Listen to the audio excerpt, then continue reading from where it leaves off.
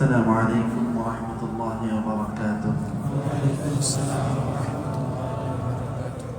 الحمد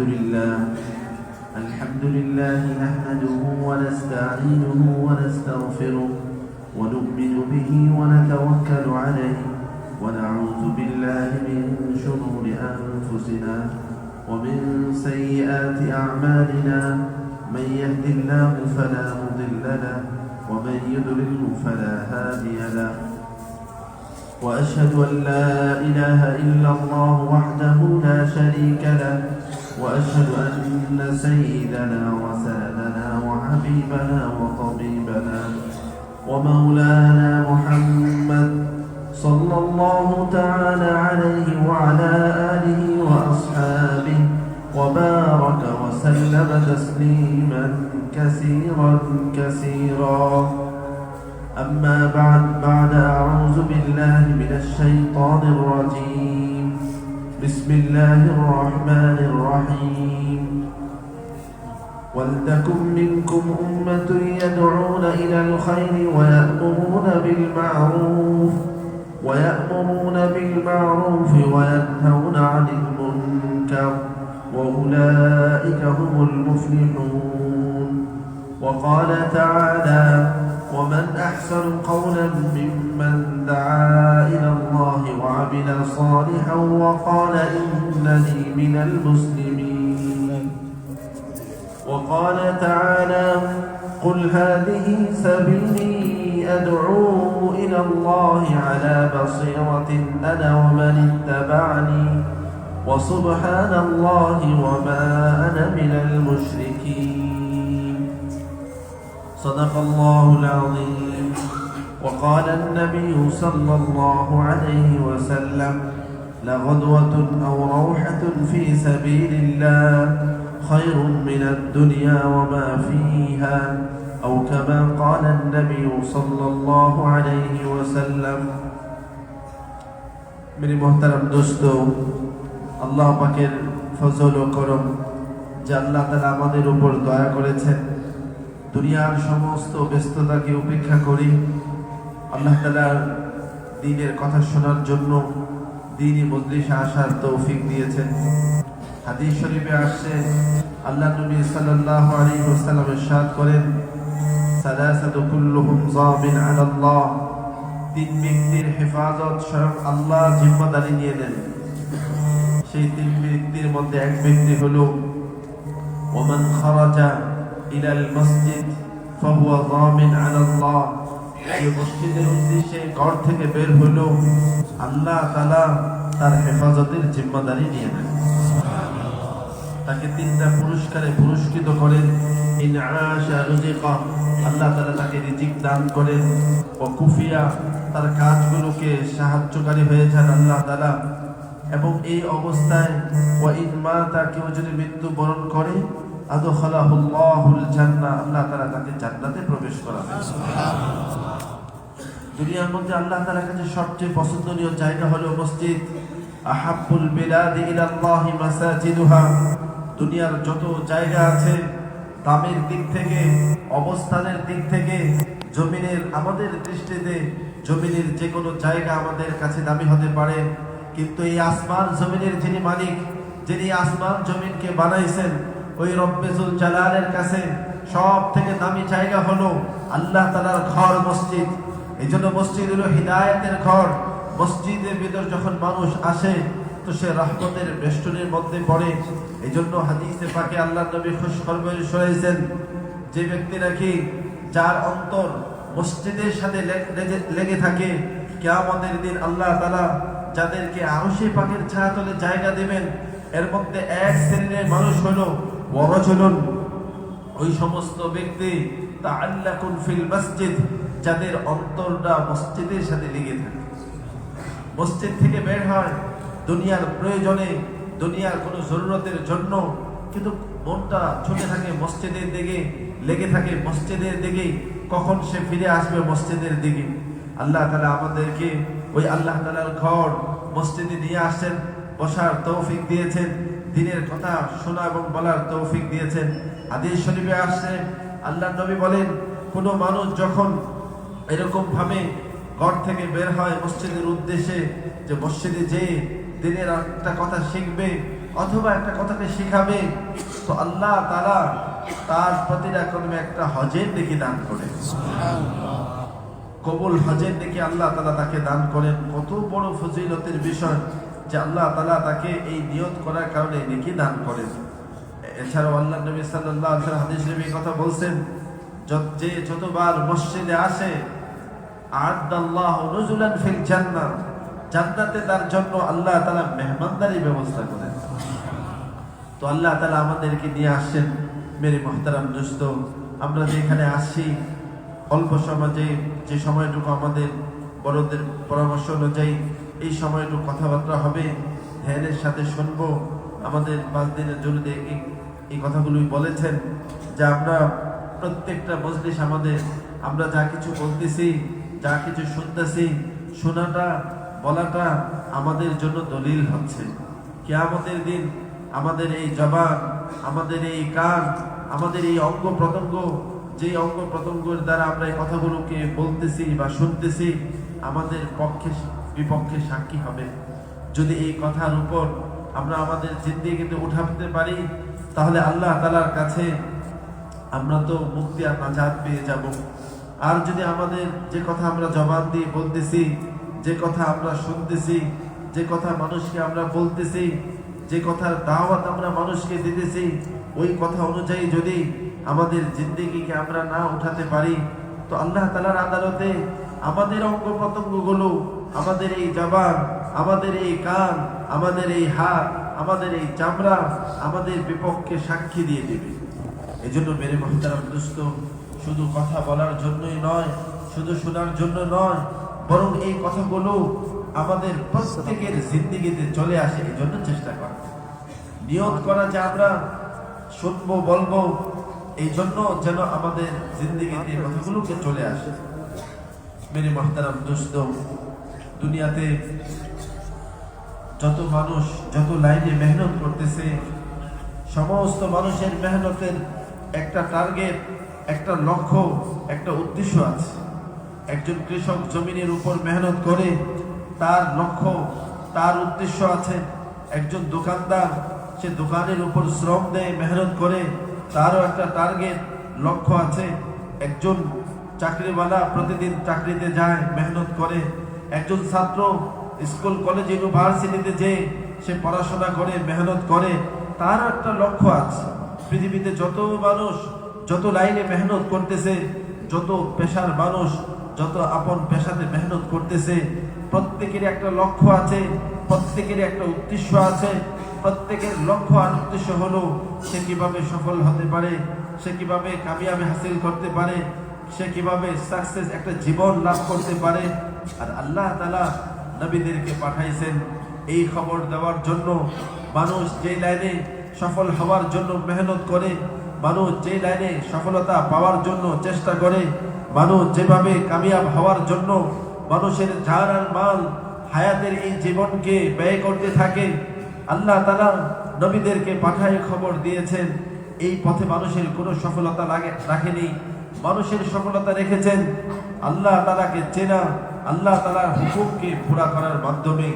মানুষ সফল হতে চায়, চাষাবাদ করে, মানুষ সফল হতে চায়, ব্যবসা বাণিজ্য করে, মানুষ সফল হতে চায়, ক্ষমতার মালিক হয়ে মানুষ সফলতা পেতে চায়। এরকম ভাবে বড় চাকরি করে মানুষ সফলতা অর্জন করতে চায়, ডিগ্রি হাসিল করে। নবীদের পয়গাম ছিল দুনিয়ার কোনো নকশাতেই না মানুষের কামিয়াব আল্লাহ তাআলা রেখেছেন। মানুষের সফলতা, মানুষের কামিয়াবি আল্লাহ তাআলাকে চেনা আর আল্লাহ তাআলার হুকুমকে পুরা করার মাধ্যমেই রেখেছেন। যদি সে গুণের ঘরে থাকে, যদি সে ঝুঁকড়িতেও থাকে, জীবনে তার যে অবস্থায় সে থাকুক না কেন, চায় সে সিংহাসনে থাকুক, রাজ সিংহাসনে থেকেও যদি আল্লাহকে চেনে, আল্লাহর হুকুমকে পুরা করে, দুনিয়া আসার মাকসাদকে সে জানে, ওইটাকে সে পুরা করে, তো রাজ সিংহাসনের থেকেও সে সফল। আল্লাহ তাআলা সেখানেই তাকে কামিয়াব দান করবেন। অর্থ সম্পদ এই সব কিছুর প্রাচুর্যের মাঝে থেকেও যদি সে আল্লাহকে চেনে, ওই অর্থ সম্পদ আল্লাহর কাছে পৌঁছার কারণ হবে। আল্লাহ তাআলার কাছে নৈকট্য অর্জন করার উপায় সে অবলম্বন করতে পারবে। আবার এরকম ভাবে একজন মানুষের কাছে কোনো আসবাবই নেই, দুনিয়ার কোনো সামানই তার কাছে নেই, সেও এরকম ভাবে ওই অবস্থাতেও যদি তার কাছে আল্লাহ তাআলার পরিচয় থাকে, আল্লাহ তাআলার হুকুমের গুরুত্ব তার কাছে থাকে, দুনিয়া আসার মাকসাদ কি সে সেটা জানে, তাহলে সে ওখানে কামিয়াব। নবীদের পয়গাম এটাই ছিল। নবীরা এসে আমাদেরকে এই খবরই দিয়েছেন। নবীদের কথা ছিল ইন্নাদ দুনিয়া খুলিকাত লাকুম। এই যে আমরা দুনিয়াতে দেখছি, এই দুনিয়াতে যত সৌন্দর্যকে দেখতেছি, এই দুনিয়ার যত ভোগ সামগ্রীকে দেখতেছি, যেগুলো দেখে আমরা এরকম ভাবে এগুলোর পিছনে আমরা অর্জন করার জন্য আমরা আমাদের জীবনের কত মূল্যবান সময়কে ব্যয় করতেছি। আল্লাহ তাআলা বলেন কুল মাতাউদ দুনিয়া কলিল। হে নবী আপনি বলুন, দুনিয়ার এই ভোগ সামগ্রী এটা অল্প সময়ের, দুনিয়ার এই সমস্ত প্রাপ্তি এগুলো অল্প সময়ের, দুনিয়ার এই অর্জন অল্প, দুনিয়ার এই লাভ অল্প, দুনিয়ার সুখটা খুব অল্প, দুনিয়ার প্রাপ্তিটা খুব অল্প। আর আখিরাত সম্পর্কে নবীরা কি বলেছেন? ওয়াল আখিরাতু খায়রুন ওয়া আবকা। আখিরাত হলো শ্রেষ্ঠ এবং চিরস্থায়ী। দুনিয়ার এক জীবন, ছোট্ট এই জীবন, হুজুর সাল্লাল্লাহু আলাইহি ওয়াসাল্লাম উদাহরণ দিয়েছেন। আমাদের দুনিয়ার এই জীবনটা হলো এতটা ছোট। একজন পথিক পথ চলতে চলতে যখন তার ক্লান্তি চলে আসে, সে তার ক্লান্তিকে দূর করার জন্য কোনো একটা বৃক্ষের ছায়া তলে একটু বিশ্রাম নিল, এরপর সামনে বিশ্রাম নিয়ে সে পথ চলবে। শুধুমাত্র ক্লান্তিকে দূর করার জন্য যতটুকু বৃক্ষের ছায়া তলে সে একটু আশ্রয় নিল, এই সামান্য সময়টুকু, যতটুকু সময়, এই সামান্য সময় হায়াত দিয়ে আল্লাহ তাআলা আমাদেরকে পাঠাইছেন। এই পৃথিবী হলো স্বপ্নের মতন। একজন মানুষ স্বপ্নে দেখেছে ঘুমের মাঝে অনেক অর্থ সম্পদের মালিক হয়ে গিয়েছে, অনেক টাকা পয়সার মালিক হয়ে গিয়েছে, বাড়ি গাড়ির মালিক হয়ে গিয়েছে, সুন্দর জায়গায় বিবাহ করেছে, খুব আমোদ প্রমোদের মাঝে সে তার দিনকে অতিবাহিত করতেছে। হঠাৎ করে আমাদের বড় জুবাইশা হুজুর এবার শেষ দিন বললেন না, যে শুয়ে আছে, স্বপ্নে দেখতেছে সে রসগোল্লা খাচ্ছে, ঘুম থেকে উঠে দেখে যে সে কাঁটা চাবাচ্ছে, তার যে গায়ের কাঁটাটা আছে ওই কাঁটা সে চাবাচ্ছে, আর স্বপ্নে তো সে দেখতেছে রসগোল্লা খাচ্ছে। বলে যে ওমাল হায়াতুদ দুনিয়া ইল্লা মাতাউল গুরুর। ইব্রাহিম সাহেবের ওই কথাটাকে নকল করে হুজুর বলতেছিলেন, চা বানানেওয়ালা যিনি চা বানাইছেন, বানানোর পরে অন্যজনকে পান করার জন্য দিয়েছেন, যিনি পান করতেছেন সে বলল, যিনি চা বানিয়েছেন সে বলেছে যে আমি চায়ের মাঝে চিনি দেইনি, কিন্তু যিনি চা পান করতেছেন সে বলে অসুবিধা নেই, তোমার চামচটা আমাকে দাও। চামচ দিয়েছেন, খুব নাড়াচাড়া করতেছেন। এই নাড়াচাড়ার দ্বারা কি মিষ্টি হবে? হবে না, কারণ যিনি বানিয়েছেন তিনি তো চিনি দেননি।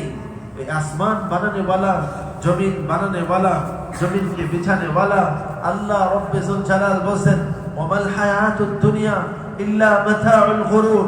দুনিয়াটা ধোঁকা বই আর কিছুই নয়। এই দুনিয়ার সুখ অল্প দিনের, দুনিয়ার আনন্দ অল্প দিনের, দুনিয়ার প্রাপ্তি অল্প দিনের, দুনিয়ার সুখটা অল্প দিনের, এখানে হাতছানি দিয়ে আসে। এরপরে কি বলছেন?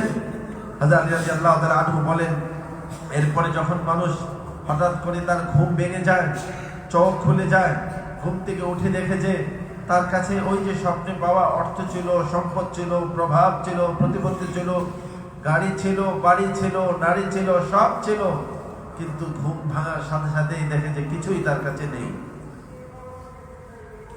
তো এরকম ভাবে কোরআনের এই আয়াতকে পেশ করেন, ফাকাশাফনা আনকা গিতাআক ফাবাসারুকা আল-ইয়াওমা হাদীদ। যখন মওতের মাধ্যমে আল্লাহ তাআলা আমাদের চোখের উপর থেকে পর্দা সরাবেন, ফাবাসারুকা আল-ইয়াওমা হাদীদ, ওই দিন আমাদের দৃষ্টি বড় তীক্ষ্ণ হবে। তখন আমরা বুঝতে পারবো, হায় সব তো আমাদের হাতছাড়া হয়ে গিয়েছে, সব তো আমাদের কাছে চলে গিয়েছে। তো আমরা তখন আমাদের সামনে খুলে যাবে আখিরাত, যে আখিরাত সম্পর্কে আল্লাহ বলে দিয়েছেন ওয়াল আখিরাতু খায়রুন ওয়া আবকা। আখিরাত চিরস্থায়ী এবং শ্রেষ্ঠ। ওই আখিরাত যখন নিয়ামত, আখিরাতের আযাব, আখিরাতের ভয়াবহ অবস্থা আমাদের সামনে খুলে যাবে, তো তখন আমরা আল্লাহকে বলবো, রব্বানা আবসারনা, আল্লাহ আমরা তো দেখলাম, ফারজি'না, একটু ফিরত পাঠান, নামাল সালিহা, আমরা ভালো কাজ করে আসব, যা করতে পারিনি আমরা করে আসব, আমাদেরকে একটু সুযোগ দেন, আমাদেরকে একটু সুযোগ দেন। আল্লাহ তাআলা বলবেন না, ওই সুযোগ আর নেই। যে একবার দুনিয়া থেকে চলে গিয়েছে, আবার দুনিয়াতে ফেরত আসার কোনো সুযোগ তার জন্য নেই। মেরে মুহতারাম দোস্ত, হুজুর সাল্লাল্লাহু আলাইহি সাল্লাম সহ সমস্ত নবীদের পয়গাম এটাই ছিল যে কামিয়াবি যদি হাসিল করতে চাও, আল্লাহ তাআলাকে চেনো, আল্লাহ তাআলার হুকুমকে পুরা করো। আল্লাহ তাআলাকে চেনা, আল্লাহ তাআলার হুকুম পুরা করার মাঝেই মানুষের কামিয়াবি, চির সফলতা আল্লাহ তাআলা রেখেছেন। কোরআনে কারিমে আল্লাহ তাআলা খুলে খুলে বলেছেন যে সাহাবাদের কাছে তাদের দুনিয়া এরকম ভাবে, দুনিয়ার সামান তেমন ছিল না, এরকম ভাবে জাহিলিয়াতের বর্বরতার কারণে তাদের মধ্যে সমস্ত রকমের অশান্তি অনাচার বিরাজ করতেছিল। এমন ভয়াবহ অবস্থা পরিণত হয়ে গিয়েছিল।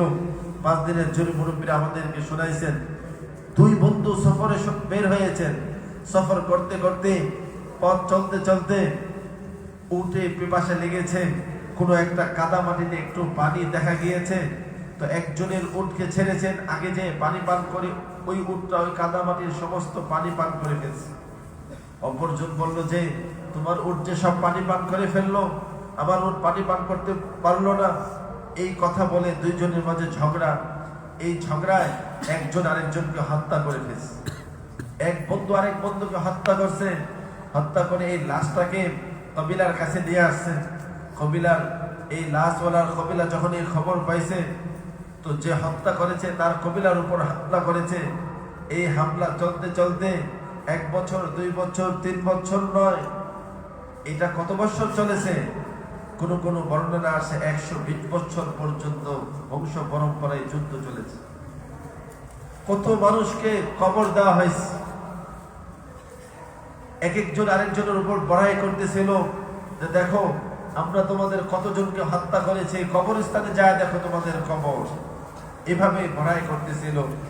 এমন বর্বরতা, এমন অজ্ঞতা, এমন জাহিলিয়াত তাদের মাঝে ছড়ায় গিয়েছিল।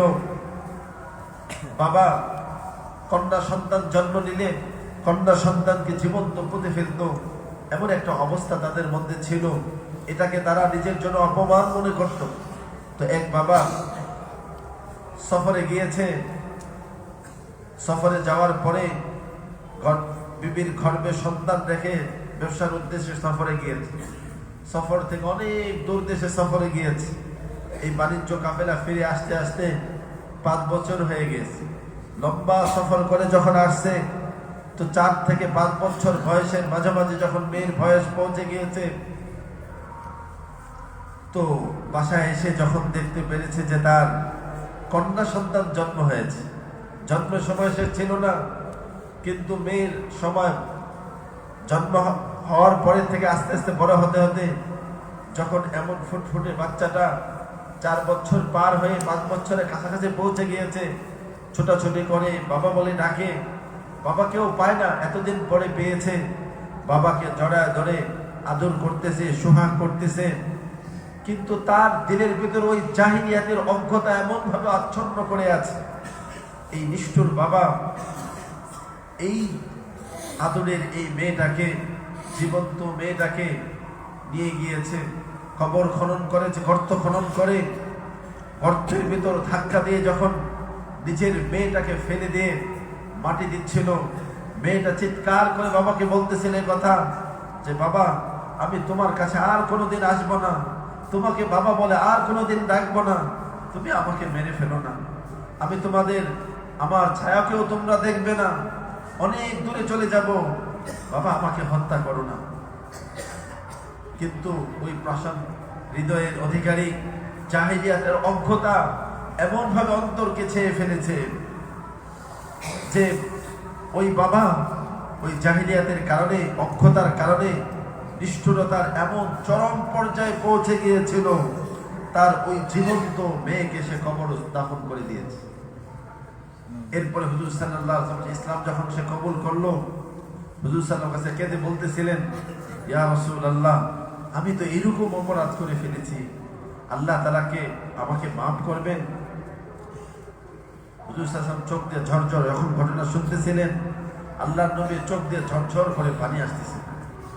হুজুর সাল্লাল্লাহু কাঁদতেছিলেন। ওয়াইদাল মাউউদাতু সুইলাত বিআইয়ি যামবিন কুতিলাত। আল্লাহ তাআলা এই আয়াত নাযিল করেছেন, কিয়ামতের দিন তাদেরকে জিজ্ঞেস করা হবে কি অপরাধে তাদেরকে হত্যা করা হয়েছে। এই সমস্ত শিশুদেরকে কেন হত্যা করা হয়েছে? জাহেলিয়াতের এই অবস্থা ছিল তাদের মধ্যে। কিন্তু ওই সাহাবাদের উপর যখন হুজুর সাল্লাল্লাহু আলাইহি ওয়াসাল্লাম এসে ইমানের মেহনত করলেন, দ্বীনের মেহনত করলেন, আল্লাহকে চিনাইলেন, আখিরাতকে চিনাইলেন, তাদের দিলের ভেতর এমন এক অবস্থার পরিবর্তন আসছিল, তাদের জিন্দেগি এমন ভাবে বদলে গিয়েছিল। শুধুমাত্র জ্ঞানী এরকম বিশিষ্ট ব্যক্তিরা নয়, বরং কাজের নৌকর, বাগানের মালি পর্যন্ত তার জীবনের ভিতর পরিবর্তন চলে আসে। বাগানের মালিক হযরত উসমান রাদিয়াল্লাহু তাআলা আনহু, তাদের বংশধরদের এক বাগান ছিল। হযরত আব্দুল্লাহ ইবনে জাফর রাদিয়াল্লাহু তাআলা আনহু, আব্দুল্লাহ ইবনে জাফর মদিনা থেকে বের হয়েছেন, একটু দূরে চলতে চলতে একটা বাগানে গিয়েছেন, ক্লান্ত হয়ে গিয়েছেন। তো ওই বাগানে যে একটু বিশ্রাম নিচ্ছেন, দেখে যে ওই বাগানের যে মালিক, ওই বাগানের মালিক সে এরকম ভাবে তার জন্য খাবার আসছে, কাপড়ে পেঁচানো রুটি, ওই রুটিকে সে খুলছেন, মুখে দেবেন, লুকমা বানায় যখন রুটিটাকে হাতে দেওয়া সালনের সাথে মিলিয়ে লুকমাটা মুখের কাছে নিচ্ছেন, ওই সময় তার সামনে একটা ক্ষুধার্ত কুকুর চলে আসে। তো মুখের লুকমাটা ওই কুকুরের মুখে উঠায় দিস। এভাবে ওই রুটিটা দিতে দিতে একটা রুটি খাওয়ার পর কুকুর আবার তার দিকে চেয়ে আছে, তো দ্বিতীয় রুটি দিয়ে দিয়েছে। দ্বিতীয় রুটিটা খাওয়ার পর তৃতীয় রুটিটার দিকে কুকুর তাকিয়ে আছে, তৃতীয় রুটিটাও দিয়ে দিয়েছে। আব্দুল্লাহ ইবনে জাফর রাদিয়াল্লাহু তাআলা দৃশ্যটা দেখলেন যে এরপর কাপড়টা ঝেড়ে ভাঁজ করে রেখে দিলেন। আব্দুল্লাহ ইবনে জাফর রাদিয়াল্লাহু তাআলা তাকে যে জিজ্ঞেস করলেন যে তোমার এই যে কুকুরকে খাওয়াই দিলে, এই খাবারটা কোত্থেকে আসলো? তো সে বলল যে এই খাবারটা আমার মালিকের পক্ষ থেকে, সারাদিনের জন্য আমার 3টা রুটি আছে, আমি এই বাগানের মালিক, এখানে আমি কাজ করি, তো সারা দিনের জন্য আমার 3টা রুটি আছে। তো উনি বললেন যে তুমি যে তোমার 3টা রুটি কি খাওয়াই দিলে? বলে যে আমি এই কুকুরটা তো আশেপাশে কোনো কুকুর দেখি না, এটা দূর দেশ থেকে, আশেপাশের একটু দূরের জায়গা থেকে ক্ষুধার্ত হয়ে আসছে, এই কারণে আমার দিল চাইলো না যে আমার কাছে খাবার থাকা অবস্থায় সে ক্ষুধার্ত হয়ে ফিরে যায়, এই কারণে আমি এই কুকুরটাকে আমার খাবারটা দিয়ে দিলাম। আজকে হয়তো আমি না খেয়েই থাকলাম, কালকে তো আমি খেতে পারবো। হযরত আব্দুল্লাহ ইবনে জাফর রাদিয়াল্লাহু আশ্চর্য হলেন, যে বললেন এই বাগানটা কার? বলে যে এই বাগানটা হলো উসমান বংশধরদের। আব্দুল্লাহ ইবনে জাফর রাদিয়াল্লাহু তাআলা আনহু উসমান রাদিয়াল্লাহু তাআলা আনহু বংশধরদের কাছে গেলেন, যা বললেন যে তোমাদের যে অমুক একটা বাগান আছে, ওই বাগানটা আমার বড় প্রয়োজন, ওই বাগানটা আমার কাছে বিক্রি করো। তো ওনারা বলে যে আপনি আল্লাহর নবীর বংশধর, আপনার কাছে বাগান বিক্রি করব কেন? আপনাকে এটা হাদিয়ে দিতে চাই। উনি বললেন যে না না, আমার কাছে বাগানটাই আমি কিনে নিতে চাই। উনি বাগানটাকে কিনে নিয়ে নিলেন। শুধু বাগানটাকে কিনে নিলেন না, সাথে বললেন যে ওই বাগানের যে মালি আছে, ওই মালিকেও আমি কিনতে চাই। তো বলে যে বাগানের মালি এত ছোট কাল থেকে আমাদের কাছে থাকে, তাকে তো আমরা তোমাকে দিতে পারি না। বলে যে না, তাকেও আমার প্রয়োজন। তো এই আবদারের প্রেক্ষিতে উসমান রাদিয়াল্লাহু তাআলার বংশধররা ওই বাগান আর ওই বাগানের মালি, তাদের যে গোলাম ছিল, ওই গোলামকে আব্দুল্লাহ ইবনে জাফরের কাছে রাদিয়াল্লাহু তাআলা বিক্রি করে দিয়েছে। আব্দুল্লাহ ইবনে জাফর রাদিয়াল্লাহু তাআলা আনহু বাগানে এসে তাকে ডেকেছে, ডেকে বলে যে শোনো, তোমাকে 2টা খুশখবরই শোনাচ্ছি। একটা হলো যে আমি এই বাগানটাকে কিনে নিয়েছি। তিনি বলেন যে খুব ভালো খবর, আপনি বাগানটা কিনে নিয়েছেন, এখন তো বাগানের মালিক আপনি হয়ে গিয়েছেন, তাহলে আমি আমার মালিকের কাছে চলে যাই, উনি বলেন, না, দ্বিতীয় খুশখবরই শোনো, এই বাগানটাও আমি কিনে নিয়েছি, এর পাশাপাশি আমি তোমাকেও কিনে নিয়েছি। তো সে বলে যে, ও, আমাকেও কিনে নিয়েছেন, তাহলে তো আমি আপনার গোলাম হয়ে গেলাম। তবে আমার বড় কষ্ট হচ্ছে, ছোটকাল থেকেই তাদের কাছে ছিলাম। এরপরে জাফর ইবনে আব্দুল্লাহ ইবনে জাফর রাদিয়াল্লাহু তাআলা আনহু বললেন যে, তোমার জন্য খুশখবরি হইল যে আমি তোমাকে, এই প্রথম খুশখবরি হলো যে আমি তোমাকে আজাদ করে দিচ্ছি, গোলামি থেকে তোমাকে মুক্ত করে দিচ্ছি। দ্বিতীয় খুশখবরি হলো, তুমি তো এই বাগানের মালিক ছিলে, কর্মচারী ছিলে, বাগান পরিচর্যা করতে, এই বাগানটাকে তোমাকে আমি মালিক বানিয়ে দিচ্ছি। তো উনি সাথে সাথে বললেন যে আমি এই বাগানের, আমাকে যে বাগানের মালিক বানায় দেওয়া হয়েছে, এই বাগান আমার আগের যে মালিক ছিল হযরত উসমান রাদিয়াল্লাহু তাআলা আনহুর বংশধরকে আবার এটাকে উনি হাদিয়া দিয়ে দিয়েছে। এই যে পরিবর্তন, একজন বাগানের মালিক জিন্দেগির ভিতর দেখেন যে পরিবর্তন, এটা হুজুর সাল্লাল্লাহু আলাইহি সাল্লামের ওই মেহনতের দ্বারা আল্লাহ তাআলা করে দিয়েছে। নবী আলাইহিস সালাতু ওয়াস সালাম সাহাবাদের মেহনতের দ্বারা জাহেলিয়াতের অবস্থাটাও দেখলেন। জাহেলিয়াতের ঘটনাটা আমাদের সামনে, জাহেলিয়াতের মাঝে কি বর্বরতা ছিল। আবার ইসলাম যখন আসলো, ইমানের নূর যখন মানুষের অন্তরে প্রবেশ করলো, ওই মানুষটা, যেই মানুষটা সারাদিনের জন্য তার রিজিক হিসাবে 3টা রুটি বরাদ্দ, ওই তার রিজিকটা একটা কুকুরের পেট, কুকুরের ক্ষুধার্ত থাকবে, এই কষ্টটা সে সহ্য করতে পারতেছে না, সে কুকুরকে খাওয়ায় দিলেন। এরকম ভাবে মানুষের জীবনের পরিবর্তন চলে আসে। হযরত ওমর রাদিয়াল্লাহু তাআলা আনহু সম্পর্কে কিতাবের ভিতরে আসে, ইসলাম কবুল করার আগে তার অবস্থা এটা ছিল, সে এরকম ভাবে জাহেলিয়াতের কাফেরদের মধ্যে বাজি চলতেছে, একজন গোলামকে শক্ত করে খুঁটির সাথে বাঁধা হয়েছে, অনেক দূরে একটা রেখা টানা হয়েছে, এখানে দাঁড়িয়ে এই গোলামকে উদ্দেশ্য করে কে তীর মারতে পারবে, যার তীরটা এই গোলামের চোখে যে লাগবে, চোখের পুতুলি বরাবর তীর নিক্ষেপ করতে পারবে, তাকে পুরস্কার হিসাবে 200 বছরের পুরানো মদ পান করানো হবে। হযরত ওমর রাদিয়াল্লাহু তাআলা আনহু ইসলাম কবুল করার আগে উনি বললেন, আমি তৈরি আছি। তরবারে তীর উঠায় নিলেন, তীর মারলেন, তীর এসে যখন চোখে লেগে চোখের পুতুলি নিয়ে একেবারে বের হয়ে রক্ত ফিনকি দিয়ে পড়তেছে, ছটপট করতেছে, বাঁধন খুলে দিয়েছে। মুরগিকে জবাই করলে যেভাবে সে রক্তক্ষরণ হতে থাকে আর সে ছটপট করতে থাকে, জীবন্ত একটা মানুষ তারা বাজি ধরেছে, এই নিরপরাধ একটা মানুষকে তারা এইভাবে হত্যা করে ফেলে।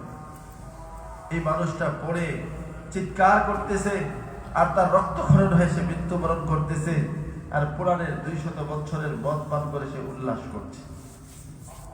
অথচ ইসলাম কবুল করার পরে সাইয়েদনা ওমর রাদিয়াল্লাহু তাআলা আনহু এমন অবস্থা, এমন পরিবর্তন আসছে, তার এইরকম পরিবর্তন আসছে, উনি মিম্বরে দাঁড়িয়ে খুতবা দিতে যেয়ে কেঁদে ফেলছেন। উনি বলতেছিলেন এই কথা, আমার রাষ্ট্রীয় ব্যবস্থাপনার ত্রুটির কারণে যদি ফুরাতের তীরে কোনো কুকুর মারা যায়, আল্লাহ তাআলার আদালতে আমি ওমরকে জবাবদিহি করতে হবে। একটা কুকুরের মৃত্যুতে ওমর রাদিয়াল্লাহু তাআলা আনহু চিৎকার করে কান্না করতেছেন, আর এই ওমরই জাহেলিয়াতের যুগে নিরপরাধ মানুষকে হত্যার জন্য তীর ছুড়তেছেন। ইমান মানুষের জীবনকে এমন ভাবে বদলে দেয়। তো এই জন্য মেরে মুহতারাম দোস্ত, হুজুর সাল্লাল্লাহু আলাইহি সাল্লাম এসে মানুষের কাছে সফলতার কামিয়াবির যে পয়গাম দিয়েছিলেন, যে খবর শোনাইছিলেন, আসমানি খবর, সফলতার কামিয়াবি দুনিয়ার কোনো আসবাবের মাধ্যমে আল্লাহ তাআলা রাখেননি, দুনিয়ার কোনো নকশাতে আল্লাহ তাআলা রাখেননি। সফলতার কামিয়াবি আল্লাহ তাআলা রাখছেন আল্লাহকে চেনা, আল্লাহর সাথে সম্পর্ক করা, আল্লাহ তাআলার হুকুম পড়া করার মাধ্যমে। এজন্য সাহাবায়ে কেরাম তৈরি হয়ে গিয়েছিলেন, আল্লাহকে যখন চিনে ফেলেছেন, আল্লাহর সাথে যখন সম্পর্ক কায়েম করে ফেলেছেন, আল্লাহ তাআলার পরিচয় লাভ করে ফেলেছেন, তখন ওই আল্লাহ তাআলার হুকুমকে পুরা করার জন্য এমন ব্যাকুল হয়ে যাইতেন। আল্লাহ তাআলার হুকুমের সামনে নিজেদেরকে এমন ভাবে সঁপে দিতেন। রাত্রে দাঁড়াইছেন নামাজের বেতন, সফর করে আসছেন, বিবির কাছে এসে বলছেন সফর করে আসলাম, আল্লাহ তাআলা আমাকে সফর করে তোমার কাছে নিয়ে আসলো, 2 রাকাত নামাজ পড়ি, শুকরিয়া আদায় করি। সুন্দরী বিবি এত লম্বা সফর করে আসছেন, বিবিকে রেখে নামাজে দাঁড়াইছেন। নামাজ পড়তে পড়তে 2 রাকাত নামাজ সারা রাত্র পার করে দিয়েছে, রাত পার হয়ে গিয়েছে। কিসের মজা! আল্লাহ তাআলা সাহাবাদের এই নামাজের কথা কোরআনে বলছেন, এই ঘটনার প্রেক্ষিতে না, মানে সাহাবায়ে কেরাম যে আল্লাহ তাআলার সামনে দাঁড়িয়ে রাত পার করে দিতেন। ওয়াল্লাযীনা ইয়াবীতুনা লিরাব্বিহিম সুজদান ওয়া কিয়ামা, তারা রাত অতিবাহিত করে সিজদা দাঁড়িয়ে থেকে তারা রাত অতিবাহিত করে। এভাবে রাত অতিবাহিত করার পরে রাতের শেষ অংশে যে আল্লাহ তাআলাকে এই কথা বলে, কিয়ামত তাদের সামনে, আযাব তাদের সামনে, জান্নাত জাহান্নাম তাদের সামনে এরকম হাজির। তারা সারা রাত আল্লাহর ইবাদতের মধ্যে কাটানোর পরেও শেষ রাতে যে আল্লাহর কাছে কাঁদতে থাকেন আর বলতে থাকেন, রব্বানা সরিফ আন্না আযাব জাহান্নাম, আল্লাহ আমাদেরকে জাহান্নামের আযাব থেকে বাঁচায় দেন। ইন্না আযাবাহা কানা গারামা, নিশ্চয়ই জাহান্নামের আযাব যাদেরকে পাকড়াও করবে তাদেরকে তো ধ্বংস করে দিবে। তারা আল্লাহ তাআলার কাছে কাঁদতে থাকতেন। ওয়াবিল আসহারি হুম ইস্তাগফিরুন, তারা শেষ রাতে আল্লাহ তাআলার কাছে ক্ষমা প্রার্থনা করত। যেই মানুষগুলো রাতে আল্লাহর সামনে দাঁড়িয়ে দাঁড়িয়ে এরকম ভাবে ইবাদতের মাধ্যমে আল্লাহ তাআলার ইবাদত, আল্লাহ তাআলার প্রশংসা, কখনো রুকুতে, কখনো সিজদাতে, কখনো কিয়াম, কখনো কুনুত, এভাবে সময় অতিবাহিত করেছেন, ওই মানুষগুলো রাতের শেষ রাতে আল্লাহ তাআলার কাছে কাঁদতেছে। আর আমাদের রাত কিভাবে অতিবাহিত হয়? রাতের শুরু অংশ কোথায় কাটে, কোথায় রাতের শেষ অংশ কোথায় চলে যায়? মেরে মুহতারাম দোস্ত, হুজুর সাল্লাল্লাহু আলাইহি সাল্লাম সাহাবাদেরকে যখন এই কথাকে শিখাইছেন, এই কথার ইয়াকিন সাহাবাদের দিলের ভিতর ঢেলে দিয়েছেন, সাহাবাদের সামনে আল্লাহ তাআলার পরিচয় তুলে ধরেছেন। আল্লাহ তাআলা এমন এক জাত, আল্লাহ তাআলা সব কিছু দেখেন, সব কিছু জানেন। আল্লাহ তাআলা দেখার ক্ষেত্রেও বেমিসাল, সব কিছু দেখেন। জানার ক্ষেত্রেও আল্লাহ তাআলার সমকক্ষ পৃথিবীর কেউ নেই। আল্লাহ তাআলা এমন দেখনেওয়ালা, এমন জাননেওয়ালা। ইন্না না'লামু মা ইউসিররুনা ওয়া মা ইউলিনুন, আল্লাহ বলেন নিশ্চয়ই আমি জানি, তোমরা যা গোপন করো, যা প্রকাশ করো, সবই আমি আল্লাহ জানি। ওয়াসিররু কাওলাকুম আও ইজহারু বিহি, যেই কথা তোমরা জোরে বলো, যেই কথা তোমরা আস্তে বলো, আমি সেটা সবগুলো জানি। আল্লাহ তাআলা এমন ভাবে জানেন, লা ইয়াখফা আলাল্লাহি শাইউন ফিল আরদি ওয়ালা ফিস সামা, এই আসমানের জমিনের কোনো গোপন জিনিস আল্লাহ তাআলার কাছে গোপন নেই। রাতের অন্ধকারে, দিনের আলোতে, লোকালয় আর লোকচক্ষুর আড়ালে সমস্ত জায়গায় আল্লাহ তাআলা আছেন, দেখেন সবকিছু। শুধু দেখেনি না, আল্লাহ তাআলা আমাদের প্রতিটা মুহূর্তের প্রতিটা আমল, প্রতিটা ইবাদত, প্রতিটা নেক কাজ সংরক্ষণ করতেছেন। হযরত লুকমান আলাইহিস সালাতু ওয়াস সালাম তার ছেলেকে অনেকগুলো নসিহত করেছেন। যে নসিহতগুলোর কিছু নসিহত আল্লাহ তাআলা কোরআনের ভিতরে উল্লেখ করেছেন সূরাতুল লুকমানের মাঝে। ওইখানে একটা গুরুত্বপূর্ণ নসিহত করেছেন, ইয়া বুনাইয়া ইন্নাকা ইন তাকু মিসকালা হাববাতিন মিন খারদালিন ফাতাকুন ফি সাখরাতিন আও ফিস সামাওয়াত আও ফিল আরদ ইয়াতি বিহা আল্লাহ। হে আমার প্রিয় ছেলে, তুমি যদি সরিষা দানার পরিমাণ ভালো কাজ করো অথবা মন্দ কাজ করো, ভালো বা মন্দ যেটাই করো, ফাতাকুন ফি সাখরাতিন, আর সেই ভালো বা মন্দটা তুমি এমন গোপন জায়গায় করেছো, পাথরের বেষ্টনী, পাথরের ভিতরে ঢুকে পাথরের ঘর বানাইছো যার চতুর্দিকে বন্ধ, এমন পাথরের ভিতর যেয়ে যদি তুমি নেক আমল বা গুনার কাজ করো, আও ফিস সামাওয়াত, অথবা আসমানের উপরে চলে যাও, আও ফিল আরদ, সাত তবক জমিনের নিচে যেও যদি তুমি কোনো কাজ করো, ইয়াতি বিহাল্লাহ, তোমার আল্লাহ এমন কুদরতওয়ালা, এমন ক্ষমতাওয়ালা, ওই অনুপরিমাণ এইরকম জায়গায় যেও তুমি ভালো বা মন্দ যেটাই করেছো, আল্লাহ ওইটাকেও উপস্থিত করবে। এই কারণে ইমাম আবু হানিফা রাহমাতুল্লাহ আলাইহি একদিন এশারের নামাজে দাঁড়াইছেন, ইমাম সাহেব সূরা জিলজাল পড়তেছিলেন। ইমাম সাহেব নামাজ যখন শেষ হইল, মুসল্লিরা বের হয়ে গেলেন, উনি নামাজে দাঁড়াইলেন, সূরা জিলজাল পড়তেছেন আর কাঁদতেছেন।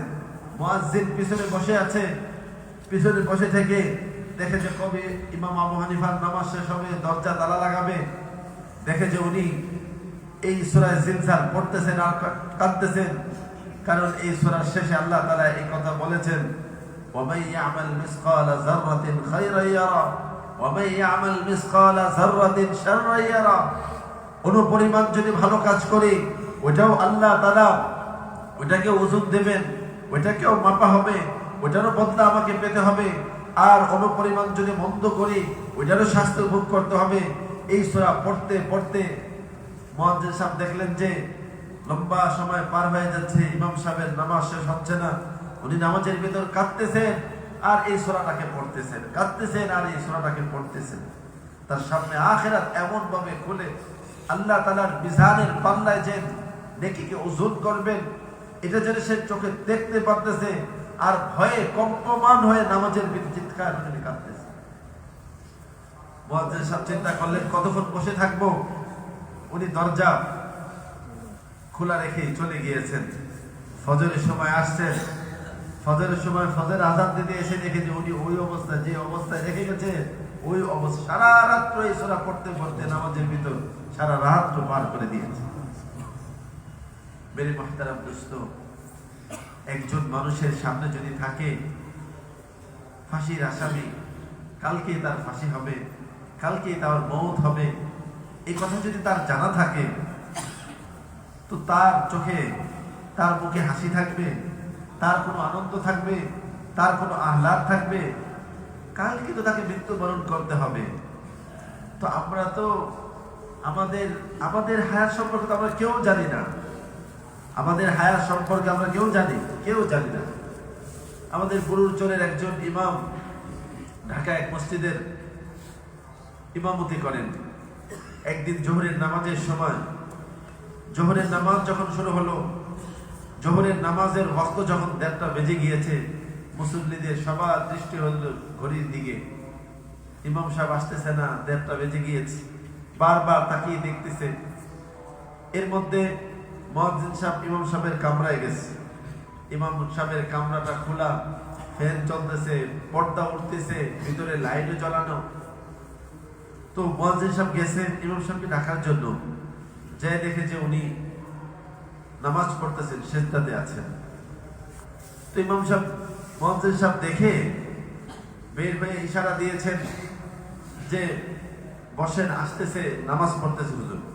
তো মুসল্লিরা বসে আছে। কিছুক্ষণ পরে আবার ঘড়ির দিকে তাকায়, আবার কামরার দিকে তাকায়, ইমাম সাহেব আছেন। মুয়াজ্জিন সাহেব আবার গেছেন, যা দেখে সিজদাতে। তো মুয়াজ্জিন সাহেব মনে করলেন যে ইমাম সাহেব হয়তো নামাজের ভিতর ক্লান্তি শরীর ঘুমিয়ে পড়ছে। তো ঘুম থেকে জাগানোর জন্য ওনার গায়ে হাত রেখে যখন শরীর নাড়া দিয়ে জাগাতে চাইলেন, দেখেন যে হাত ঘুমিয়েছে, কিন্তু চিরনিদ্রায় চলে গিয়েছে। সিজদারত অবস্থায় আল্লাহ তাআলা তার রূহকে কবজা করে নিয়েছে। আচ্ছা বলেন, এই ইমাম সাহেব সে কি জানতো যে জোহরের নামাজের ইমামতি সে করতে পারবে না? মুসল্লিরা অপেক্ষা ছিল ইমামের পিছনে নামাজ পড়বে। বিবি খানা রান্না করে দস্তরখান বিছায় খানা নিয়ে বসে আছে, স্বামী আসবে, স্বামীকে খানা খাওয়াবে, বাচ্চারা অপেক্ষমান বাবার সাথে খানা খাবে। কিন্তু আল্লাহর ফয়সালা হলো সে কবরে চলে যাবে। আমাদের হায়াত কার হাতে? আল্লাহ তাআলার হাতে। ওয়া আমাতা ওয়া আহইয়া, তিনি জীবন দেন, তিনি মৃত্যু দেন। এই জীবনের মালিক আল্লাহ, এই হায়াতের মালিক আল্লাহ। আল্লাহ তাআলা আমাদেরকে হায়াত দেন, আল্লাহ তাআলা আমাদেরকে জীবন দান করেন। তাহলে তো আমরা ওই ফাঁসির কাছে আসামির মতো, আমাদের কারো জানা আছে কবে মৃত্যু হবে, কোন রাতে কোন ক্ষণে? কেউ জানে? কেউ বলতে পারবে? কেউ বলতে পারবে না। কত ছোট কবর। জুলফিকার নকশবন্দির কিতাব ভিতরে লেখেন যে গুরুস্থানে গেলে দেখবেন যে ছোট ছোট কবরগুলো, এই কবরগুলো আমাদেরকে কি শিক্ষা দেয় না যে এই ছোট্ট মানুষ, এই ছোট্ট শিশুটা যখন মায়ের কোলে আসছিল, মা কত আনন্দিত হয়েছিল, কিন্তু মার কলিজাটা ছিঁড়ে এই ছোট্ট বাচ্চাটার মৃত্যু হয়েছে। মা কাফনের কাপড়ে চড়ায়া বাবার হাতে উঠাইতে কবরে রেখে আসার জন্য। একটা বাবার জন্য কতটা কষ্ট তার সন্তানকে কবর দেওয়া। যেই বাবার সন্তান হারিয়েছে ওই বাবাই বলতে পারে তার কষ্ট। কত বাবা তার সন্তানকে কবরে রাখে, কত যুবক আনন্দ উৎসব করে বিবিকে ঘরে উঠাইতেছে, আর কত যুবক বিবির লাশকে কাঁধে নিয়ে কবরে যাইতেছে। আল্লাহ বলেন আল্লাযী খালাকাল মাউতা ওয়াল হায়াত, এই যে জীবন আর এই মৃত্যুকে আমি সৃষ্টি করেছি লিয়াবলুয়াকুম, তোমাদেরকে পরীক্ষা করার জন্য। আইয়ুকুম আহসানু আমালা, তোমাদের মধ্যে কে তার হায়াতটাকে ভালো কাজে কাজে লাগায়। হায়াতটা এমনি শেষ হয়ে যাচ্ছে, হায়াতটা এমনি চলে যাচ্ছে, মৃত্যুর কোনো ভয় নেই আমাদের। এই মৃত্যু আসবে, প্রত্যেকটা মানুষকে আল্লাহ তাআলা মৃত্যুর মুখোমুখি করেন। আল্লাহ তাআলার কাছে যে যত বেশি প্রিয় তাকে তত বেশি পরীক্ষা দিয়ে পরীক্ষার মুখোমুখি করেন। এজন্য মেরে মুহতারাম দোস্ত, প্রত্যেকটা মানুষের সামনে আখিরাত থাকে। হুজুর সাল্লাল্লাহু আলাইহি সাল্লাম সাহাবাদের অন্তরের ভিতর আখিরাতের এমন একদিন পয়দা করে দিয়েছিলেন, নামাজে দাঁড়ায়া সেই কথা বলতো যে আমি শুনতে পারতেছি জান্নাতের আনন্দের আওয়াজগুলো আমার কানে আসতেছে, জাহান্নামের চিৎকারগুলো আমি শুনতে পারতেছি। যায়েদ ইবনে হারিসা রাদিয়াল্লাহু আনহু জিজ্ঞেস করেছিলেন, তুমি কিভাবে সকাল করেছো? তো উনি এই কথাগুলোই বলেছেন। তো সাহাবাদের অন্তরে দিলের ভিতরে ইয়াকিন ছিল, আরে মওতের জন্য তো হুজুর সাল্লাল্লাহু আলাইহি ওয়াসাল্লাম এমন তৈরি ছিলেন। জরুরত ছাড়ছেন, বড় ইস্তেনজা করার পরে সমুদ্রের পাড়ে যাবেন, যায় ওযু করবেন, কিন্তু ইস্তেনজা করার পরেই সাথে সাথে মাটিতে হাত মেরে তায়াম্মুম করতেছেন। এক সাহাবী জিজ্ঞেস করলেন, ইয়া রাসূলুল্লাহ, এই যে পানি দেখা যাচ্ছে, আপনি তো ওইখানে যে ওযু করবেন, তো এখানে তায়াম্মুম করে ফেললেন কেন? হুজুর সাল্লাল্লাহু আলাইহি সাল্লাম বললেন যে দেখো, আমার এই ইস্তেনজা সারার কারণে, টয়লেট পেশাব হাজত সারার কারণে আমার তো ওযু চলে গিয়েছে, আমি এখান থেকে পানি পর্যন্ত যেতে পারবো কিনা আমি নবী জানি না, এইটুকু হায়াত পাবো কিনা, এর মধ্যে যদি আমার মৃত্যু চলে আসে তাহলে আমি আল্লাহর সামনে অপবিত্র অবস্থায় যাব। এজন্য তায়াম্মুম করে আমি ওযু করে নিই, পবিত্রতা হাসিল করে নিলাম।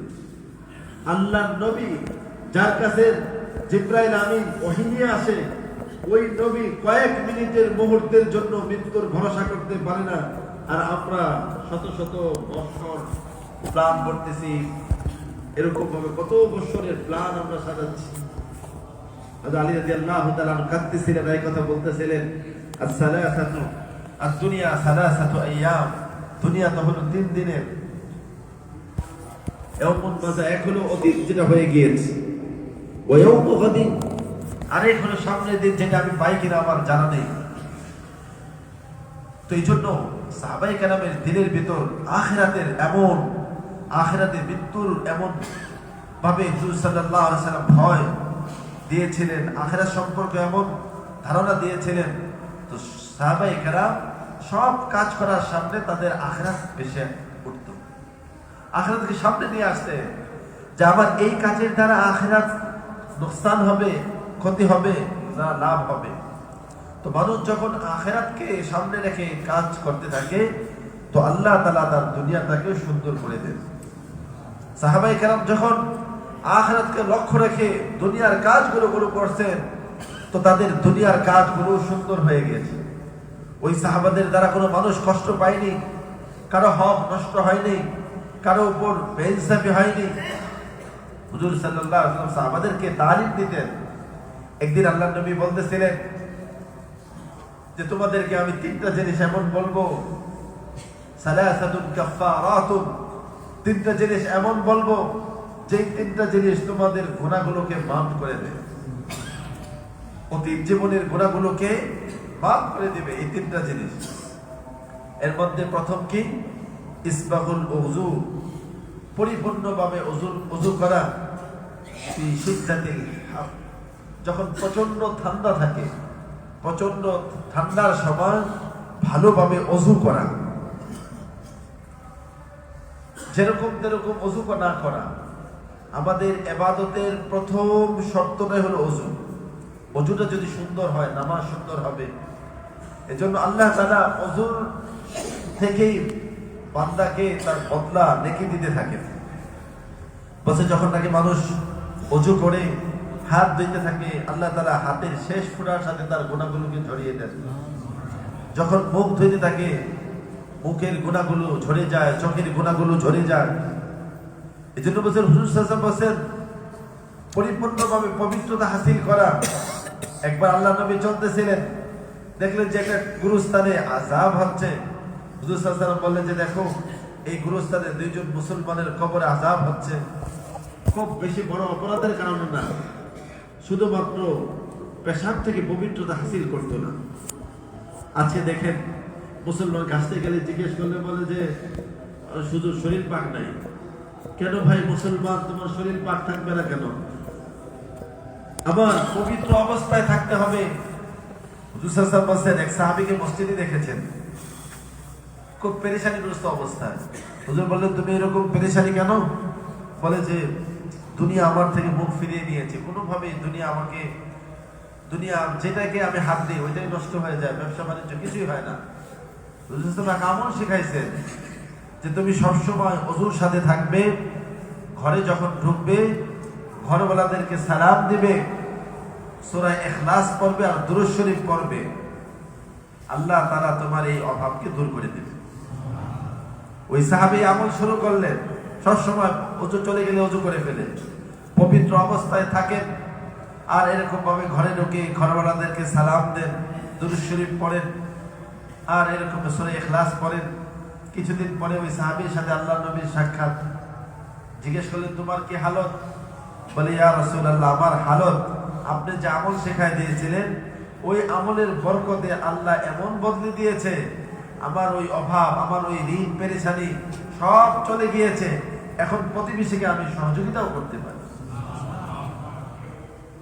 মেরে মুহতারাম দোস্ত, আল্লাহ তাআলা আমাদের জন্য সমস্ত লাইন, সমস্ত বরকতের সমস্ত লাইনগুলো খুলে দিয়েছেন, বলে দিয়েছেন। এজন্য হুজুর সাল্লাল্লাহু আলাইহি ওয়াসাল্লাম বললেন, মানুষের তিনটা আমল, যে তিনটা আমল পূর্বের গুনাহগুলোকে মাফ করে দেয়, এর মধ্যে এক নম্বর হলো পরিপূর্ণভাবে ওযু করে, ভালো করে ওযু করা। দুই নম্বর কি? ইন্তিজারুস সালাতি বা'দাস সালাত, এক নামাজের পরে আরেক নামাজের জন্য অপেক্ষা করা, এটাকে গুনাহ মাফ করে, পূর্বের গুনাহগুলোকে মাফ করে দেয়। তিন নম্বর কি? ওয়া ইন্তিকালুল জামাআ, জামাতে নামাজ পড়ার জন্য যে কদম ওঠে, ওই কদমের দ্বারা আল্লাহ তাআলা পূর্বের গুনাহগুলোকে মাফ করে। হুজুর সাল্লাল্লাহু আলাইহি ওয়াসাল্লাম সাহাবাদেরকে এইভাবে নসিহত করে তারবিয়ত করতেন। এরপরে বলে, জানো সালাসাতুন দারাজাতুন, তিনটা আমল এইরকম আছে যে তিনটা আমল মানুষের মর্যাদাকে উঁচু করে দেয়। সেই তিনটা আমল কি? একটা আমল হলো ইতামুত তাআম, মানুষকে খানা খাওয়ানো, মানুষকে ইকরাম করা, মানুষকে উপকার করা, মানুষকে সহযোগিতা করা, মানুষকে ইকরাম করা, সম্মান করা। ইতামুত তাআম। হুজুর সাল্লাল্লাহু আলাইহি ওয়াসাল্লামের জামানায় হুজুর সাল্লাল্লাহু সাহাবাদের একদিন খুব ভয় পায়া উঠা সাহাবাদের কাছে জাহান্নামের বিভীষণ অবস্থা বর্ণনা করে বললেন, ইত্তাকুন নার ওয়ালাউ বিশাক্কি তামারাতিন। এই জাহান্নামের অবস্থা বর্ণনা করে বললেন যে এমন ভয়ানক অবস্থা জাহান্নাম, ওই জাহান্নামের আযাব থেকে তোমরা বাঁচো একটা খেজুরের টুকরা দিয়ে হলেও। বলে যে কিয়ামতের ময়দানে একজন মানুষ এক গ্লাস পানি পান করে জান্নাতে চলে যাবে। দুনিয়াতে একজন মানুষ এক গ্লাস পানি পান করে সে জান্নাতে চলে যাবে। আল্লাহ তাআলা কিয়ামতের দিন বাহানা তালাশ করেন। আমাদের 5 দিনের জন্য এবারও বলছেন, ওই ঘটনাটা শুনাইছেন যে কিয়ামতের ময়দানে একজন লোক এরকম ভাবে তার আমলনামা ওজন দেওয়া হবে, নেকি আর গুনাহ বরাবর হয়ে যাবে। একটা নেকি পাইলেই নেকির পাল্লাটা ভারী হয়ে সে জান্নাতে যেতে পারে। তার গুনাহ বদি আর নেকি দুইটা সমান সমান। এখন কি করবে সে? ঘুরতেছে, মায়ের কাছে গিয়েছে, বাবার কাছে গিয়েছে, কেউ তাকে একটা নেকি দেয় না। বন্ধু বান্ধব, আত্মীয় স্বজন, আপনজন, পরিচিত কেউ তাকে দেখে এই ময়দানে কেউ কাউকে নেকি দিতে চাচ্ছে না। তো আরেকটা লোক তার এই পেরেশানি করে ছুটোছুটি দেখে জিজ্ঞেস করে, কি ব্যাপার, তোমার কি হয়েছে? সে বলে যে আমার বড় বিপদ, আমার গুনাহ নেকি তো সমান হয়ে গিয়েছে, একটা নেকি পাইলেই আমার নেকির পাল্লাটা ভারী হয়ে যায়, আমি জান্নাতে ফয়সালা হয়ে যেত। তো উনার কোনো নেকি নাই, একটা নেকি আছে তার কাছে। সে বলে যে আমার একটা নেকি দেওয়ার কি হবে, এই বিপদের মুহূর্তে তোমাকেই আমি উপকার করি। সে একটা নেকি তাকে দিয়ে দিবে। তো একটা নেকি পায়া যখন সে দৌড়ে আসতে থাকবে, আল্লাহ তাআলা বলবেন, বান্দা এই ময়দানে তোমাকে কে নেকি দিল? এই কঠিন হাসরের ময়দানে যখন একজন আরেকজন থেকে পালাতে থাকে, একজন আরেকজনের পরিচয়কে গোপন করতে থাকে, এমন কঠিন মুহূর্তে তোমাকে কে একটা নেকি দান করলো? তো এই কথা বলার পরে বলে যে অমুক ব্যক্তি আমাকে একটা নেকি দান করেছেন। আল্লাহ বলেন, সখিত হলো আমি হলো সবচেয়ে বড় দাতা। এই ময়দানে এমন কঠিন মুহূর্তেও মানুষ দান করতে পারে, যাও তাকে নিয়ে তোমরা দুজনে জান্নাতে চলে যাও। এই দুইজনকে জান্নাতের মেহমান চিরদিনের জন্য বানায় দেবে। মেরে মুহতারাম দোস্ত, এই জন্য হুজুর সাল্লাল্লাহু আলাইহি সাল্লাম যেই তিনটা জিনিসের কথা ওই সাহাবীকে নসিহত করলেন, যেই তিনটা জিনিস মানুষের মর্যাদাকে উন্নতি করে, সেই তিনটা জিনিসের একটা হলো যে মানুষকে খানা খাওয়ানো। মানুষকে খানা খাওয়ার রেওয়াজ সাহাবাদের জামানায় ছিল।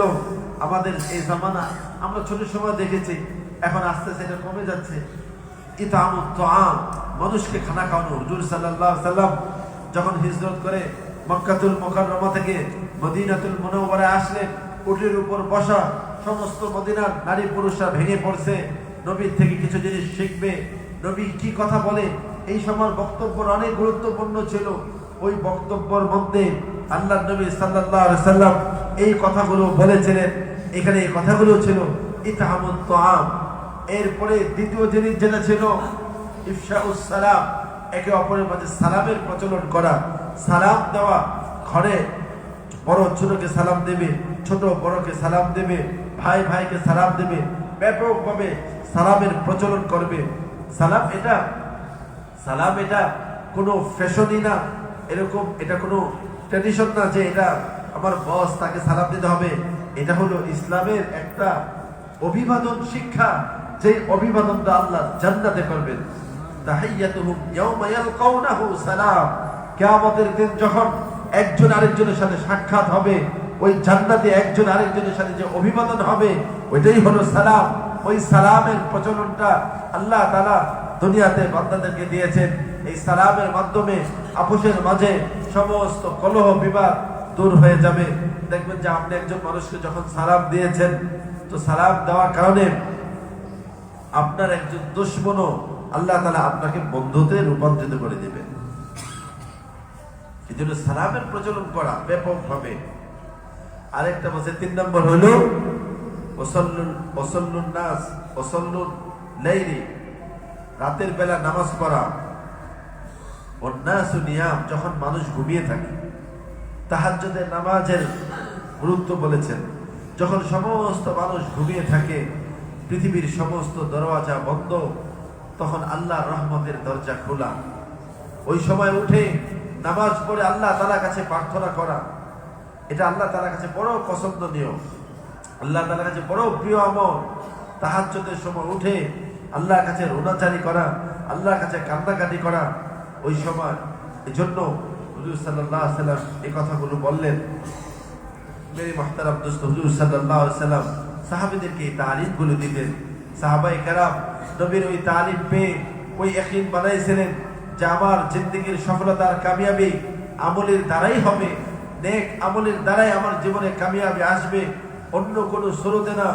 এই দুনিয়া আমাদেরকে ধোঁকা দিচ্ছে। এজন্য আল্লাহ তাআলা পূর্বের নবীদের ঘটনাকে আমাদেরকে শোনাইছেন। পূর্বের নবীদের ঘটনার মাধ্যমে আমাদেরকে শিক্ষা দিয়েছেন। আমাদের এই জোরের ভিতর একজন মুরব্বী বায়ানের এই কথা বলতেছিলেন, আল্লাহ তাআলা এই উম্মতের উপর, হুজুর সাল্লাল্লাহু আলাইহি সাল্লামের উম্মতের উপর এত রহম করেছেন, এত দয়া করেছেন। এই মুহাম্মদ সাল্লাল্লাহু আলাইহি সাল্লামের উম্মত যারা দুনিয়াতে আসছেন, সবার পরে আসছে, আল্লাহ তাআলা আগের নবীদের ঘটনা আমাদেরকে শোনাইছেন। আগের নবীদের কাছে নবীরা এসে কামিয়াবির জন্য মানুষ যখন আসবাবমুখী হইতো, ওই আসবাবমুখী মানুষগুলোকে আমলমুখী করে দেওয়ার জন্য, মখলুকমুখী মানুষকে খালিকমুখী করে যাওয়ার জন্য, দুনিয়ামুখী মানুষগুলোকে আখিরাতমুখী করার জন্য নবীরা মেহনত করতেন, নবীরা দাওয়াত দিতেন। ওয়াইলা মাদিয়ানা আখাহুম শুআইবা, মাদিয়ানবাসীদের নিকট তাদের ভাই শুআইব আলাইহিস সালাতু ওয়াস সালামকে নবী করে পাঠাইলেন। তিনি এসে তার কওমকে এই কথা বললেন, ইয়া কওমি ইবুদুল্লাহ মা লাকুম মিন ইলাহিন গায়র। হে আমার কওম, দুনিয়ার যে নকশাতে তোমরা সফল হবার জন্য চেষ্টা করতেছো, এই সমস্ত নকশাতে আল্লাহ মানুষের সফলতা রাখেন নেই, বরং তোমরা যেই নকশার ভিতর আছো, এরকম ভাবে ওই নকশার মধ্যে যদি আল্লাহর হুকুমকে পুরা করো, তাহলে আল্লাহ তাআলা তোমাদেরকে সফলতা দান করবেন। ওয়াইলা আদিন আখাহুম হুদা ওয়াইলা সামুদ আখাহুম সালিহা। সালেহ আলাইহিস সালাতু ওয়াস সালাম কওমে সামুদকে, হযরত হুদ আলাইহিস সালাতু ওয়াস সালাম কওমে আদের কাছে, হুদ আলাইহিস সালাতু ওয়াস সালাম তাদের কাছে এই পয়গাম পৌঁছাইছেন। নূহ আলাইহিস সালাতু ওয়াস সালাম, প্রত্যেকটা নবী তাদের কওমকে কথা বুঝাইছেন। প্রত্যেকটা নবী, হযরত নূহ আলাইহিস সালাতু ওয়াস সালাম কতদিন চেষ্টা করেছেন, কতবার চেষ্টা করেছেন, আমাদের জোরের ভিতর খুলে খুলে বলছেন। হযরত নূহ আলাইহিস সালাতু ওয়াস সালাম তার মেহনত শুধু, উনি বলতেছিলেন এই কথা যে আমাদের মুরব্বীরা তো আমাদেরকে 2.5 ঘন্টার কথা বলা হয়, কিন্তু হযরত নূহ আলাইহিস সালাতু ওয়াস সালামের মেহনত কেমন ছিল? ইন্নী দাউতু কওমি লাইলা ওয়া নাহারা। আমি আমার কওমকে পুরা রাত দিন দাওয়াত দিয়েছি। লাইলা ওয়া নাহারা, দিন রাত ভর আমি তাদেরকে দাওয়াত দিয়েছি। কতদিন? 1 মাস 2 মাস, 1 বছর 2 বছর, 100 বছর 200 বছর না, কত বছর? 950 বছর। ফালাবিথা ফীহি ইল্লা 50 আমা। আল্লাহ তাআলা কোরআনে বলেন যে আমি তাকে, নূহ আলাইহিস সালাতু ওয়াস সালামকে তার কওমের কাছে পাঠাইছি। ওয়ালাকাদ আরসালনা ইলা নূহান ইলা কওমিহি ফালাবিসা ফীহিম আলফ সানাতিন ইল্লা 50 আমা। 50 কম 1000 বছর তাদেরকে দাওয়াত দিয়েছে। কি পরিমাণ ধৈর্য লাগে! যখন এত দাওয়াত দেওয়ার পরে হচ্ছে না, তখন আল্লাহকে বলছে, রব্বি লা তাযারনি, আল্লাহ তুমি কাউকে ছেড়ে দিও না, কোন কাফেরকে তুমি ছেড়ে দিও না। এদেরকে এত দাওয়াত দিলাম, এত মেহনত করলাম, এরা দিনকে কবুল করলেন না। তো আল্লাহ তাআলা তখন কওমে নূহের উপর আযাব দিলেন। ফাফাতাহনা আবওয়াবাস সামাই বিমাইন মুনহামির, আল্লাহ আসমানের দরজাকে খুলে দিলেন। ওয়াফাজ্জারনাল আরদা উয়ুন, জমিন থেকে পানি ওঠা শুরু করলো এমন ভাবে যে চুলার আগুন, চুলা জ্বালাইছে আগুনের জন্য, ওই চুলার ভিতর থেকে পানি আসা শুরু করছে। আল্লাহ তাআলা গোটা পানি, বন্যার পানি দিয়ে সমস্ত পৃথিবীকে ধ্বংস করে দিলেন। মেরে মুহতারাম দোস্ত, জমিনের বুকে যত রকমের আযাব আসে, এটা আমাদের গুনাহর কারণে। আল্লাহ তাআলা কোরআনে বলেন, যাহারাল ফাসাদু ফিল বাররি ওয়াল বাহরি বিমা কাসাবাত আইদিন নাস। জলে স্থলে যত বিপর্যয় হয়, কখনো ভূমিকম্প হয়, কখনো জমিনে ধসে দেওয়া হয়, কখনো সাইলাব হয়, কখনো প্লাবন হয়, কখনো এরকম ভাবে যত আযাব আল্লাহ তাআলার পক্ষ থেকে জমিনে আসে, এই সমস্ত আযাব মানুষের অপরাধের কারণে। মানুষ যখন অপরাধ করতে থাকে, এই অপরাধের কারণে পৃথিবীর আসমান, পৃথিবী যখন ভারী হয়ে যায়, তো আল্লাহর আযাব চলে আসে। তো আল্লাহ তাআলা বলে, ওয়ালা নুযীকান্নাহুম মিনাল আযাবিল আদনা দুনাল আযাবিল আকবার। আমি তাদেরকে ছোট আযাব দেই বড় আযাব দেওয়ার আগে। আর ওই আয়াতের ভিতরে আল্লাহ তাআলা বলেন কেন আযাব দেই? ছোট ছোট আযাব দেই, ছোট ভূমিকম্প, ছোট জলোচ্ছ্বাস, এই যে এখন শ্রীলঙ্কা সহ আরো কয়েকটা দেশে হঠাৎ করে ঝড়ে প্লাবন হয়ে কত শত মানুষ মৃত্যুবরণ করলেন, এক সুনামিতে লক্ষ লক্ষ মানুষের মৃত্যু হলো, মুহূর্তের মধ্যে পুরো শহরকে শহর তছনছ হয়ে গেল, কখনো আগুন জ্বলে। আল্লাহ তাআলা বলেন এই সব কিছু আসে, সব কিছু মানুষের অপরাধের কারণে আসে। লাআল্লাহুম ইয়ারজিউন, আমি তাদেরকে আযাব এই জন্য দেই যেন তারা ফিরে আসে। এই জন্য মেরে মাহতারাম দোস্ত, আল্লাহ তাআলা নবীর মাধ্যমে আমাদেরকে সতর্ক করেছেন। তো আল্লাহ তাআলা আমাদের এই উম্মতের উপর যেটা রহম করেছেন সেটা হলো আল্লাহ তাআলা আমাদেরকে পূর্বের নবীর ঘটনা শোনাইছেন। কওমে আদ, কওমে সামুদের ঘটনা শোনাইছেন। ফাকুল্লান আখাযনা বিযামবি, তা আল্লাহ বলেন যে তাদের প্রত্যেককে আমি ধরেছি। ওয়ামিনহুম মান খাসাফনা বিহিল আরদ, আমি কাউকে জমিনের মধ্যে ধসিয়ে দিয়েছি। ওয়ামিনহুম মান আগরাকনা, কাউকে আমি ডুবিয়ে দিয়েছি। কারো উপর ফারসালনা আলাইহিম রিহা, কারো উপর আমি বাতাস প্রেরণ করেছি। তো আল্লাহ তাআলা বলেন যে এই সমস্ত আযাব, ওয়ামা কানা আল্লাহু লিয়াযলিমাহুম, আল্লাহ তাদের কারো উপর জুলুম করেন নাই, ওয়ালাকিন কানু আনফুসাহুম ইয়াযলিমুন, তারা নিজেরাই নিজেদের উপর জুলুম করেছে। নিজেরা যখন অপরাধ করে, গুনাহ করে, ব্যভিচার করে, জুলুম হয় জমিনের উপর, সুদ ঘুষের সয়লাব হয়ে যায়, জমিন পাপাচারে ভরে যায়, তো আল্লাহ তাআলার আযাব খাসাফান মাসাখান, এই শব্দগুলো হাদিসের ভিতরে আছে। জমিনকে ধসিয়ে দেওয়া হয়, চেহারা বিকৃতি করে দেওয়া হয়, জলজালা, ভূমিকম্প চলে আসে। এই সমস্ত আযাব, তুফান, এই সমস্ত আযাব আল্লাহ তাআলার পক্ষ থেকে আসে। নবী আলাইহিস সালাতু ওয়াস সালাম আখেরি নবী হওয়ার কারণে এই উম্মতের জন্য বড় খুশখবরি, যেটা আমাদের এই মুরব্বী বলতেছিলেন যে আল্লাহ তাআলা আমাদের সবাইকে পরে পাঠাইছেন আর পূর্বের নবীর ঘটনা আমাদেরকে শোনাইছেন, এই জন্য যেন পূর্বের নবীদের ঘটনা শুনে আমরা সতর্ক হয়ে যেতে পারি।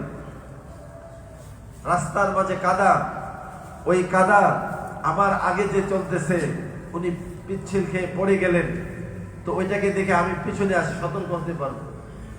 আগের গাড়ি রাস্তায় কোনো ত্রুটির কারণে অ্যাক্সিডেন্ট করেছে, পরের গাড়ি সতর্ক হয়ে যায়। আল্লাহ তাআলা সমস্ত উম্মতের পরে এই উম্মতকে পাঠাইছেন। এই উম্মত পূর্বের সমস্ত নবীদের উম্মত, এক এক নবীর উম্মত কি কি নাফরমানি করেছে, কি কি কারণে। কওমে সামুদকে কি আযাব দিয়ে আল্লাহ ধ্বংস করলেন, কি অপরাধের কারণে। কওমে আদকে আল্লাহ তাআলা কি আযাব দিয়ে ধ্বংস করলেন, কি অপরাধের কারণে। কওমে নূহকে আল্লাহ তাআলা কি অপরাধের কারণে শাস্তি দিয়ে ধ্বংস করলেন। এই সমস্ত ঘটনা আমাদেরকে শোনায় সতর্ক করতেছে, তোমরা সতর্ক হয়ে যাও। পূর্বের নবীর ঘটনাকে শোনানো হলো, তোমরা সতর্ক হয়ে যাও, ওই ঘটনা যেন তোমাদের মধ্যে না হয়। এটা হলো এই উম্মতের উপরে ইহসান, এই উম্মতের জন্য বড় সৌভাগ্য। আর দ্বিতীয়ত হলো পূর্বের নবীর উম্মতের ঘটনা তো আমাদেরকে শোনাইছেন, আমরা পরে আসে, আমাদের পর কোনো নবী নাই, আমাদের যে ত্রুটি বিচ্ছেদে হচ্ছে এই ঘটনা তো আর কাউকে শোনানোর সুযোগ নেই। শুধু তাই না, হযরত মায়ের ভিতরে কথা বলছেন 5 দিনের জোরে যে এই উম্মতের উপর আল্লাহ তাআলা এরকম রহম করবেন, এমন রহম করবেন, কিয়ামতের ময়দানে যখন আল্লাহর নবী আল্লাহর কাছে বলবেন আমার উম্মতের আমল নামাগুলো দেখা, আমি তাদের জন্য সুপারিশ করব, আল্লাহ বলবেন যে না, আপনার উম্মতের আমল নামা আপনাকে দেখায়া আপনার উম্মতকে লজ্জিত করতে চাই না আপনার সাথে। এইরকম রহম আর এই উম্মতের উপর আল্লাহ তাআলা করবেন। তো এই ঘটনা বলতে যে উনি বলেছিলেন যে এটা একটা বড় উদাহরণ। উনি আল্লামা রুমি রাহমাতুল্লাহ আলাইহির ঘটনা নিয়ে আসছিলেন। আল্লামা রুমি রাহমাতুল্লাহ আলাইহি তার মুসনদের মাঝে একটা ঘটনা দিয়ে বোঝাইছেন যে আগের ভুলের দ্বারা পরের জন কিভাবে শিক্ষা গ্রহণ করতে পারে।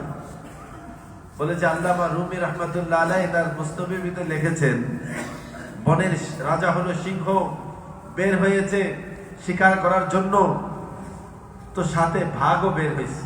বাঘ সিংহকে দেখে বলেন যে ভাই কোথায় যান? শিকার করার জন্য। তো বাঘ সিংহকে বলে আমিও আপনার সাহায্যকারী হতে চাই, শিকার কাজে যাবেন? আমিও আপনার সাহায্যকারী হব। বলে যে ঠিক আছে চলো। তো শিয়ালও বের হয়েছে। বলে যে আপনারা দুইজন কোথায় যাচ্ছেন? শিকার কাজে। বলে যে আমিও আপনাদের সাথী হতে চাই। বলে চলো। তিনজন মিলে যখন শিকার কাজে বের হয়েছে, তো যে প্রথমে সিংহ শিকার কাজ শুরু করেছে। প্রথমেই বন্য পশু গরু থাকে, বন্য গরু নীলগাভী বলে, ওই নীলগাভীকে শিকার করছে। একটু পরেই দেখে যে হরিণ লাফায় আসতেছে, সেই হরিণটাকেও শিকার করছে। একটু পরে একটা খরগোশকেও শিকার করেছে।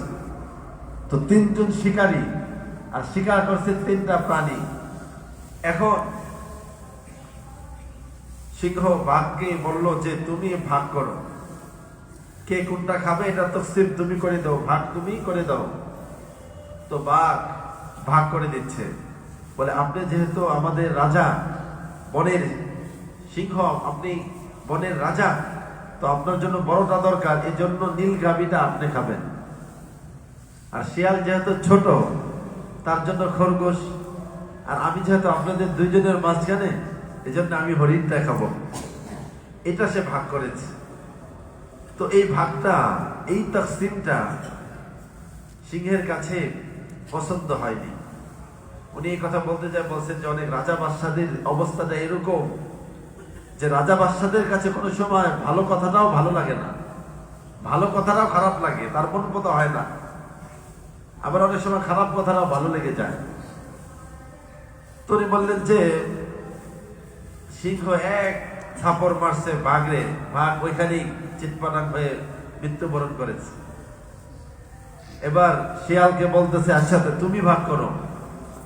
শিয়াল বলে যে হ্যাঁ, আমার কাছে একটা সুন্দর জেহনে আসছে, সেটা হলো তকসিম। সেটা হলো আপনি তো সকাল সকাল শিকারে বের হয়েছেন, পেটটা আপনার বড় ক্ষুধার্ত, তো এই কারণে এখনই আপনি নীল গাভীটা খাবেন। আর রাতে তো আপনার ক্ষুধা লাগবে, রাতের জন্য হরিণটাকে রেখে দিবেন। আর বিকালে যখন একটু চা নাস্তা করেন, তার সাথে সাথে তো কিছু খেতে হয়, চা টা যেরকম খায় ওই হিসাবে চায়ের সাথে খরগোশটাকেও খেয়ে ফেলবেন। তিনটাকেই তার ভাগেই রেখে দিয়েছে। এখনই একটা খেয়ে ফেলবেন, বিকাল বেলা একটা খাবে, রাতে একটা খাবেন, আর বিকালের নাস্তার সময় খরগোশ। সিংহের কাছে এই তসলিমটা অনেক পছন্দ হয়েছে। বলে তুমি এত সুন্দর ভাগ করা শিখলা কিভাবে? আমি কিভাবে শিখছি? ওই যে আগের জনের যে পরিণাম দেখছি, আগের জনে যে থাপ্পড় খেয়ে তার মৌত হয়ে গেছে, ওইটা দেখে আমি ভাগ শিখে ফেলি, আমি এই তকসিম করাটা শিখে গেছি। তো আল্লামা রুমি রহমাতুল্লাহ আলাইহি মুসনাদের এই ঘটনা এনে বোঝাইতে চেয়েছিলেন যে আগেরদের ঘটনা দেখে পরবর্তীর জন্য শিক্ষার উপায় হয়। পূর্বের নবীদের সমস্ত ঘটনা আমাদের জন্য শিক্ষার উপকরণ, আমাদের জন্য ইব্রতের কারণ। লাইব্রাতুল লিউলিল আলবাব, আল্লাহ কোরআনে বলেন এই সমস্ত ঘটনা, যেই সমস্ত ঘটনা আমি বর্ণনা করেছি, এই সমস্ত ঘটনা লাইব্রাতুল লিউলিল আলবাব, প্রত্যেক জ্ঞানী মানুষের জন্য ইব্রতের কারণ, শিক্ষার কারণ, উপদেশ গ্রহণ করার কারণ। মেরে মুহতারাম দোস্ত, আল্লাহ তাআলা হযরত আদম আলাইহিস সালাতু ওয়াস সালাম থেকে আজকের এই দিন পর্যন্ত যত মানুষকে সফলতা আর কামিয়াবি দিয়েছে, যারা আল্লাহ তাআলাকে মানছে, আল্লাহ তাআলার হুকুমকে পুরা করেছে, আল্লাহ তাআলাকে চিনেছে, আল্লাহর সাথে সম্পর্ক করেছে, আল্লাহ তাআলা তাদেরকে কামিয়াব করেছেন। এবং আদম আলাইহিস সালাতু ওয়াস সালাম থেকে নিয়ে আজকের এই দিন পর্যন্ত সমস্ত মানুষ যারা নাকাম হয়েছেন, তারা এরকম ভাবে আল্লাহর হুকুম, আল্লাহকে না চেনার কারণে, আল্লাহর হুকুম পুরা না করার কারণে তারা নাকাম হয়েছে। আমাদের সফলতাও আল্লাহ তাআলার হুকুম পুরা করার মাধ্যমে, আমাদের কামিয়াবিও আল্লাহ তাআলার হুকুমকে পুরা করার মাধ্যমে। এজন্য নবী আলাইহিস সালাতু ওয়াস সালাম যেই তালিমা, যেই দিন দিয়ে আসছিলেন, যেই শিক্ষা নিয়েছিলেন, ওইটাই আমাদের সফলতার জন্য, ওইটাই আমাদের কামিয়াবির জন্য। হুজুর সাল্লাল্লাহু আলাইহি সাল্লাম দেখেছিলেন সাহাবারা কিভাবে কামিয়াব হয়েছেন। হযরত ওমর রাদিয়াল্লাহু তাআলা আনহু রাখাল ছিলেন। উনি যখন বড় কাফেলা নিয়ে মক্কার উপর দিয়ে কোনো এক সফরে যাচ্ছিলেন, হঠাৎ করে মক্কার দিকে তাকিয়ে উনি কাঁদতেছিলেন। সবাই বললেন আমিরুল মুমিনিন, আপনি কাঁদছেন কেন? উনি বললেন আমি কাঁদতেছি এই জন্য, এই পাহাড়ের পাদদেশে আমি রাখাল ছিলাম, এখানে রাখালি করতাম, আ'আজ্জানাল্লাহু লিল ইসলাম। আল্লাহ তাআলা আমাকে ইসলামের কারণে কত উঁচু সম্মান দান করেছেন। আল্লাহ তাআলা আমাকে ইসলামের কারণে ওই রাখালি জীবন থেকে আমাকে অর্ধ জাহানের মুসলমানদের যে রাজত্ব 24,00,000 বর্গ কিলোমিটার জমিনের যে রাজত্ব মুসলমানদের ছিল, সাইয়েদনা হযরত ওমর রাদিয়াল্লাহু তাআলা আনহুর জামানায় ওই এত বড় সাম্রাজ্যের সম্রাট ছিলেন হযরত ওমর রাদিয়াল্লাহু তাআলা আনহু। আ'আজ্জানাল্লাহু লিল ইসলাম। আল্লাহ তাআলা ওয়াদাকে পুরা করেছেন। আল্লাহ তাআলা বলেন, ওয়াদাল্লাহু আল্লাযীনা আমানু ওয়া আমিলুস সালিহাত লা ইস্তাখলিফান্নাহুম ফিল আরদ। আল্লাহ তাআলা ওয়াদা করেছেন, যদি মুমিন ঈমানদার হয়, নেক আমল করে, তো আমি জমিনের বাদশাহী তাদের হাতে দান করব। তো সাহাবায়ে কেরামের কাছে আল্লাহ তাআলা জমিনের বাদশাহী দান করেছিলেন। কোথায় উমর ছিল রাখাল, সেই উমর সিংহাসন, উমর এমন বড় বাদশা হয়ে গিয়েছেন, সেই সময়ের পরাশক্তি রূপ পারস্যগুলো তাদের ভয়ে কম্পমান ছিল। আল্লাহ তাআলা তাদেরকে এমন রব দান করেছিলেন। আল্লাহ তাআলা সাহাবায়ে কেরাম তাদের আল্লাহ তাআলার দেওয়া প্রতিশ্রুতিকে পুরা করেছেন। ঈমান আর তাকওয়ার গুণে দ্বারা নিজেদেরকে গুণান্বিত করেছেন। তো আল্লাহ তাআলা তাদের কাছে জমিনের বাদশাহী দান করেছেন। আল্লাহ তাআলা কোরআনে বলেন, ওয়ালাউ আন্না আহলাল কুরা আমানু ওয়াত্তাকাউ লাফাতাহনা আলাইহিম বারাকাতিন মিনাস সামাই ওয়াল আরদ। আল্লাহ তাআলা জমিন ও আসমানের বরকতের দরজাকে তাদের জন্য খুলে দিবে। যদি কোনো জনপদবাসী ঈমানওয়ালা আর তাকওয়াওয়ালা হয়, আল্লাহ তাআলা তাদের জন্য আসমান আর জমিনের বরকতের দরজাকে আল্লাহ তাআলা খুলে দিবেন। সাহাবাদের প্রথম জিন্দেগি দেখেন, কিন্তু আল্লাহ তাআলা তাদের জন্য এমন বরকতের দরজাকে খুলে দিয়েছিলেন। সমস্ত রূপ পারস্য এগুলো মুসলমানদের জয় হয়েছিল। এর সমস্ত অর্থ সম্পদ মুসলমানদের হাতে চলে আসছিল। এমন ভাবে যারা এরকম ভাবে অভাবগ্রস্ত ছিল, আল্লাহ তাআলা তাদেরকে সচ্ছলতা দান করেছিলেন, বাদশাহী দান করেছিলেন। এগুলো আল্লাহ তাআলার ওয়াদা। আল্লাহ তাআলার ওয়াদা এখনো বাকি আছে। যদি আমরা আমাদের ঈমান আর আমলকে পরিপূর্ণ করতে পারি, তো আল্লাহ তাআলা তার ওয়াদাকে পরিপূর্ণ করবেন। এজন্য মেরে মুহতারাম দোস্ত, হুজুর সাল্লাল্লাহু আলাইহি সাল্লাম সাহাবাদেরকে ওই দিনের উপর উঠাইছিলেন। এক তো ছিল দিনের উপর ওঠা, আর এক হলো দিনের মেহনত। হুজুর সাল্লাল্লাহু আলাইহি সাল্লামের শেষ নবীর উম্মত হওয়ার সুবাদে আল্লাহ তাআলা আমাদেরকে জিম্মাদারি দান করেছিলেন। এবং হুজুর সাল্লাল্লাহু আলাইহি সাল্লাম সাহাবাদেরকে এমন পরিপূর্ণ দিনের উপর উঠাইছিলেন, তাদের মুআমালাত বলেন, তাদের মুআশারাত বলেন, তাদের লেনদেন, তাদের আখলাক পরিপূর্ণ হয়ে গিয়েছিল। হুজুর সাল্লাল্লাহু আলাইহি সাল্লাম তাদের পুরা দ্বীনের উপর রেখে গিয়েছিলেন, পরিপূর্ণ দ্বীনের উপর রেখে গিয়েছিলেন। মদিনার অবস্থানে এমন করেছিলেন, মদিনার পরিবেশটাকে এমন করেছিলেন, এমন আখলাকওয়ালা, এমন সুন্দর আখলাকওয়ালা, এমন সুন্দর লেনদেন মুআমালা, এরকম পরিবেশ কায়েম করেছিলেন। সাহাবায়ে কেরাম যেখানে যাইতেন তারা এই কথা বলতেন, কুনু মিসলানা, তোমরা আমাদের মতন হয়ে যাও। মেরে মুহতারাম দোস্ত, এজন্য আল্লাহ তাআলা আমাদেরকে যে অল্প হায়াত দিয়েছেন, জীবনের এই হায়াত শেষ হয়ে যাচ্ছে, আমাদের জীবন মৃত্যুর দিকে আগাচ্ছে। কত মানুষের জানাজা আমরা পড়েছি, কত মানুষকে কাঁধে নিয়ে আমরা কবরে দাফন করেছি, কিন্তু একদিন আমাদের এই অবস্থা হবে, আমাদেরকে কবরের ঘরে চলে যেতে হবে। ওই আখিরাতকে সামনে রেখে ঈমান আমলকে বানানোর জন্য যে মেহনত সাহাবায়ে কেরাম করেছিলেন, যে মেহনতের দ্বারা সাহাবারা তাদের জিন্দেগিকে বদলাইছিলেন, যে মেহনতের দ্বারা সাহাবায়ে কেরাম ইসলাম কবুল করার আগে পৃথিবীর সব থেকে নিকৃষ্ট মানুষগুলো পৃথিবীর সব থেকে উৎকৃষ্ট মানুষে রূপান্তরিত হলেন। হুজুর সাল্লাল্লাহু আলাইহি ওয়াসাল্লাম ঘোষণা করে দিলেন, খায়রুল কুরুনি কারনি। এর আগে ওই যুগের মধ্যে মক্কার ওই মানুষদের পরিচয় ছিল জাহিলিয়াত, বর্বরতার। পৃথিবীর সব থেকে নিকৃষ্টতম যুগ ছিল সেই কাফেরদের যুগ। হুজুর সাল্লাল্লাহু আলাইহি ওয়াসাল্লামের দাওয়াতের এই মেহনতের দ্বারা, ঈমানের গুণ দ্বারা, আখলাকের গুণ দ্বারা, ইবাদতের গুণ দ্বারা সাহাবাদেরকে এমন জীবনকে বদলায় দিলেন, তারা হয়ে গেলেন খায়রুল কুরুনি কারনি। পৃথিবীর শ্রেষ্ঠতম যুগ, শ্রেষ্ঠতম মানুষের রূপান্তরিত হলো। আমাদের মেহনত হলো ওই মেহনত, মানুষকে বদলে দেওয়ার মেহনত। যেরকম ভাবে সাহাবায়ে কেরামের জিন্দেগিতে বদলাইছিল, সাহাবায়ে কেরাম যখন এই মেহনত নিয়ে পৃথিবীর দিগন্তে ছুটে চললেন, তাদের মেহনতের দ্বারাও আল্লাহ তাআলা পৃথিবীর এরকম বিভিন্ন এলাকা অঞ্চলের মানুষের জীবনও পরিবর্তন করে দিয়েছে। ভাই, আমরা বৃহস্পতিবারে আসি অল্প সময়ের জন্য। এক তো হলো যে পুরা রাত্রটাই অবস্থান করা, রাত্রটা না হোক অন্তত পুরো আমলটাকে পুরা করা। আমাদের জীবনের কত সময় আমরা কত জায়গায় ব্যয় করতেছি। আল্লাহ তাআলা এই মজমাতে আমরা বসে আছি, এই মজমাটা যখন শেষ হবে তখন তো এলান হবে যে তোমরা এই মজমা থেকে এমন ভাবে ওঠো, আল্লাহ তোমাদের গুনাহগুলোকে মাফ করেছেন। এই জন্য খুব বেশি প্রয়োজন না হলে মজমাটা পরিপূর্ণ শেষ না হওয়া পর্যন্ত না ওঠা, এটা বড় অসুন্দর দ্বীনের মজমা। এটা থেকে কোরআনে কারিমে আসছে না, জিক্রি, যে নাকি আমার জিকির থেকে, আমার স্মরণ থেকে, আমার আলোচনা থেকে, আমার হুকুম থেকে মুখ ফিরায় নেয়। আল্লাহ বলেন আমি তার জীবনটাকে বিষাদময় করে দেব, পেরেশানি যুক্ত করে দেব। এজন্য ভাই, এই সময়টা গুরুত্ব দিয়ে বসা, এটা আমরা একটা মেহনত, একটা ফিকির। এটা এরকম না ওয়াজ মাহফিলের মতো কিছু সময় আমরা কিছু ওয়াজ শুনলাম তারপরে চলে গেলাম। ভাই, আমরা একটা ফিকির নিয়ে বসছি এখানে যে আজকে সারা দুনিয়াতে উম্মতের হালত, আমাদের অবস্থাটা কি কি অবস্থা, আমরা কবর যাইতেছি।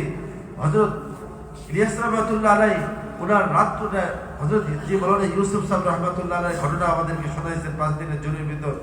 বলেন 24 ঘন্টার ভিতর বড় কষ্ট করে 1 ঘন্টা ঘুমাইতেন, 23 ঘন্টা উনি মেহনতের নিজেকে ব্যস্ত রাখতেন, নিজেকে ব্যস্ত রাখতেন। এই কারণে যখন উনি ইন্তেকাল করেন, ওনার মার সামনে যখন লাশটা আনা হয়েছিল, তো মা তাকে আদর করে কথা বলছিলেন, বাবা ইউসুফ, এখন তুমি কবরে যায় ঘুমাও আরাম করে। দুনিয়ার এই জিন্দেগিতে বড় কষ্ট করেছো, রাত দিন অবিশ্রান্ত ভাবে মেহনত করেছেন দিনের জন্য। তাদের এই কোরবানির মেহনতেই তো আল্লাহ তাআলা এই দাওয়াত, এই তাবলীগের কাজ সারা পৃথিবীতে কোনায় কোনায়, পৃথিবীর 7 মহাদেশে, পৃথিবীর যেখানে জানি মেহনত, একই মেহনত। তাদের ওই কান্না, ইলিয়াস রাহমাতুল্লাহ আলাইহি এমন ভাবে কাঁদতেন, ওই যে আরব মেহমান আপনাদেরকে বয়ান শোনাইছে, আরব মেহমান এই মেম্বারে বলে গিয়েছেন, আবুল হাসান আলী নদভী রাহমাতুল্লাহ আলাইহি ছাত্ররা ওনাকে প্রশ্ন করছে যে হযরত, জামানার এত বড় বড় উলামায়ে কেরাম থাকা সত্ত্বেও আপনি শুধু ইলিয়াস রাহমাতুল্লাহ আলাইহির কাছে যান, ব্যাপারটা কি? বলে যে ইলিয়াস রাহমাতুল্লাহর কাছে কেন যাই শোনো। একদিন আমি নদুয়া থেকে যখন আমি গেলাম, নিজামউদ্দিনে যাচ্ছি, তো যাওয়ার পর রাত হয়ে গিয়েছে। আমি চিন্তা করলাম, এখন নিজামউদ্দিন মার্কাজে আমি যদি ঢুকি তাহলে রাত্রে কথাবার্তা বলবেন আর দিনের বেলায় আমাকে বয়ান করতে দিবেন, তো রাতে আমার ঘুম হবে না, দিনে আমার জন্য বয়ান করা কষ্ট হয়ে যাবে। তার থেকে মার্কাজে না যেয়ে আশেপাশে কোনো ছোট্ট পাঞ্জাখানা মসজিদে যায় রাতটা একটু আরাম করে ঘুমাই, সকালবেলা আমি দেখা করব। তো আরাম করার জন্য পাশের একটা ছোট্ট মসজিদে, ঝুপড়ি মসজিদে চলে গেলেন। ওই মসজিদে যায় অন্ধকারে কোনো রকম বিছানা করে শুয়ে পড়লেন আরাম করার জন্য।